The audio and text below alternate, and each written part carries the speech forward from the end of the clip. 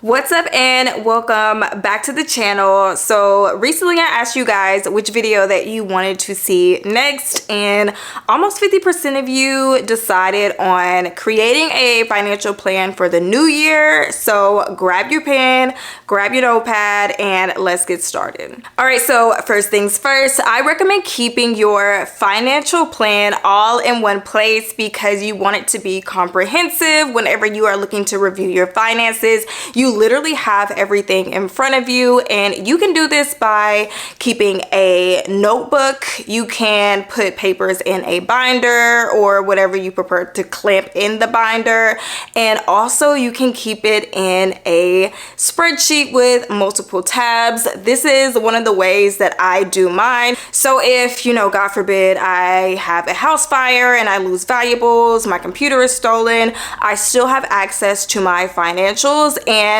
I like Google Drive because I can get to it through my mobile phone as well. Now, the first thing you want to have in your financial plan is a list of all of your monthly regular expenses. So this is going to include your essentials and as well as your discretionary spending, such as like shopping, your Starbucks habits, things like that. And whenever you are making this list of your monthly expenses, you want to make sure to put down what the expense is, obviously, the amount of that expense, and remember that the frequency is monthly, as well as the day that it is typically due within a month. So if your water bill typically comes out on the 22nd, then you will put it down as the 22nd on the due date. And this way, you know what all you are paying out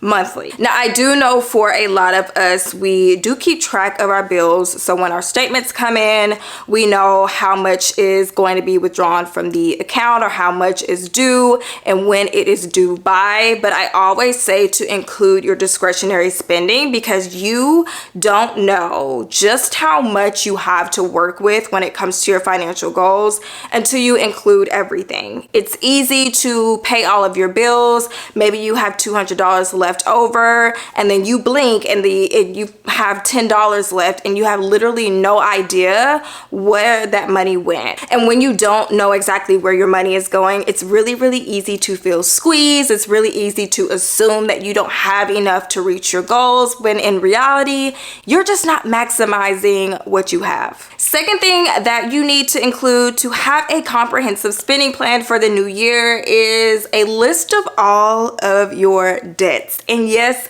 this is going to be the part that makes you want to throw up. It's going to hurt. It's going to be painful to look at. This is probably the thing that you have been running from and avoiding because it just makes you feel ashamed. It makes you feel bad. It makes you feel anxious and you're panicking. But I promise you, those emotions will subside. Anyway, it's not going to be painful forever. Just simply sit in your emotions, observe them, and kind of like the wind blowing through the trees, just kind of let it pass, because pretty soon you're going to find motivation to get rid of it, and it's not going to be as painful as you originally thought it was going to be. And whenever you are creating this list of your debts, obviously you want to list the name of the lender, the type of debt it is, such as, let's say that you have, I think Navient got bought out, but we're just going to use Navient. So Navient is it's student loans. So we'll say Navient is the lender. The debt type is student loan. And you also want to include, obviously, the remaining balance. So we could say our remaining balance is $2,500 and include the interest rate or APR. And let's say that our interest rate for this specific debt is going to be 4.2%. So whenever you are creating this list, try not to clump all of the debts that belong in the same debt category together. So list out each individual student loan that you have, each individual credit card that you have. If you have a personal loan or auto loans, be sure to list out each one as its own individual debt. And that way you have a complete overview of every single thing that you owe. And if you don't really know which way you want to go in the new year in regards to kind of which debt to focus on, on what makes most sense for you to start with and which one you really want to start with. This is really going to help you narrow down and focus on one specific debt because you know who you owe, how much you owe, and the interest rate. Third thing you want to include in your financial plan is a list of all of your bank accounts. So I know a lot of us have multiple bank accounts. I actually budget with about 6 different bank accounts, and to keep me from getting overwhelmed, I have a list of every bank account that I have, as well as what the specific purpose for each account is. And whenever you are listing out each individual account that you have, obviously you're going to include checking accounts, but also savings accounts. You want to be sure to include which expenses or contributions are going into each one. And you also want to include the financial institution that each account belongs to. So for an example, let's say that we bank with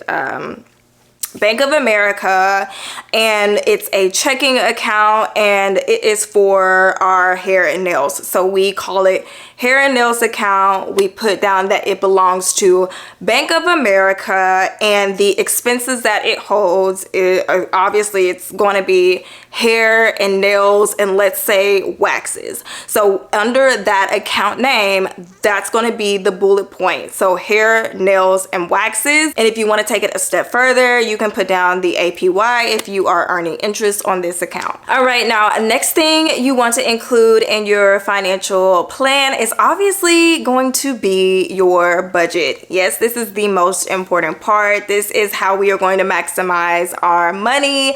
And when you are creating your budget, I always recommend creating a monthly overview. So it doesn't matter if you're going to break it up per paycheck or whatever else, you want to have an overview of that month, and it makes it a lot easier to break it up if you do prefer to do it per paycheck. Now, going through the previous things that we talked about in this video, if you have your list of expenses, the amount that's typically due each month, and the day that it is due, it's gonna make this part a lot easier because you basically did all the legwork. You went in, figured out which expenses you're paying for regularly. You went in and calculated, you know, a baseline for each expense if they fluctuate.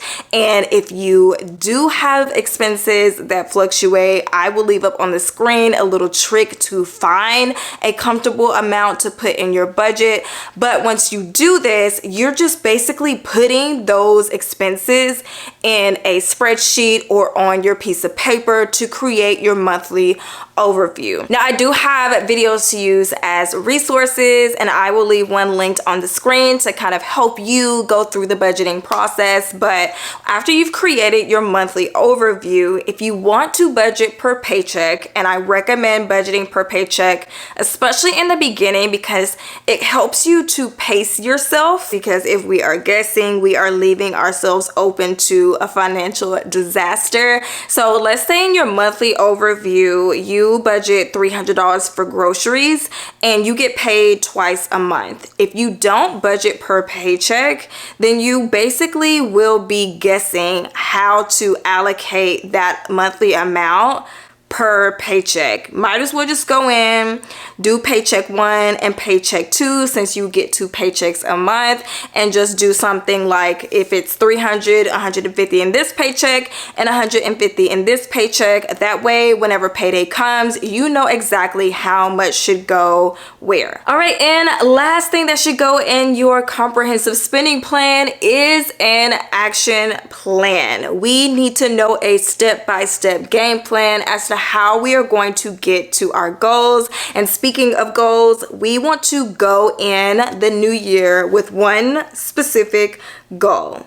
When you have 3 to 4 goals, you're going to get overwhelmed. It's going to feel like you're not making progress because your money is being divided out into 3 to 4 different ways, whereas it needs to be more concentrated and just focused on that one specific thing. So whether that is paying off, you know, your American Express credit card, or adding $1,000 to your savings, whatever it is, just stick with one goal and then create an action plan for that goal. We need to know a step by step. We are not guessing. We need to have measurable tasks That way we know what's working and what's not working. We have something to evaluate and readjust. So whenever you decide on your one specific goal, you will write out milestones for this goal. So let's say that we decide that our main goal for the new year is paying off our American Express credit card, and that balance is $3,000. So based on that main goal, let's say that we set a milestone of increasing our monthly credit card payment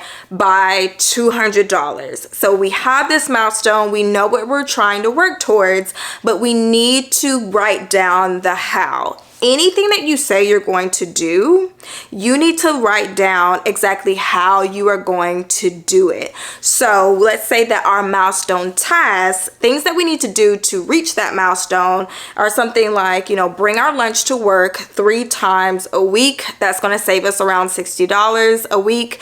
And we're also going to remove features from our cable plan, lowering it, and a few other things. So those are the milestone tasks to reach that specific milestone.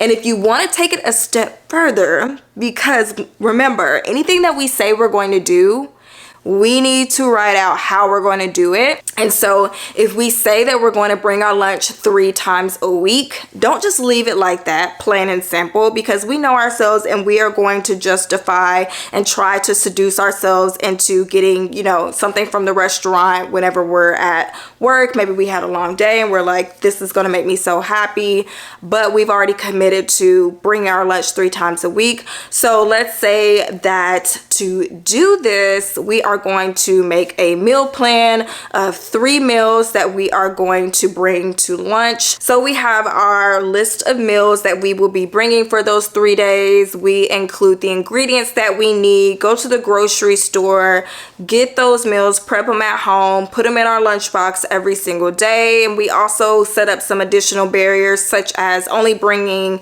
cash to work. We don't bring our cards. That way we don't have anything to rely on, you know.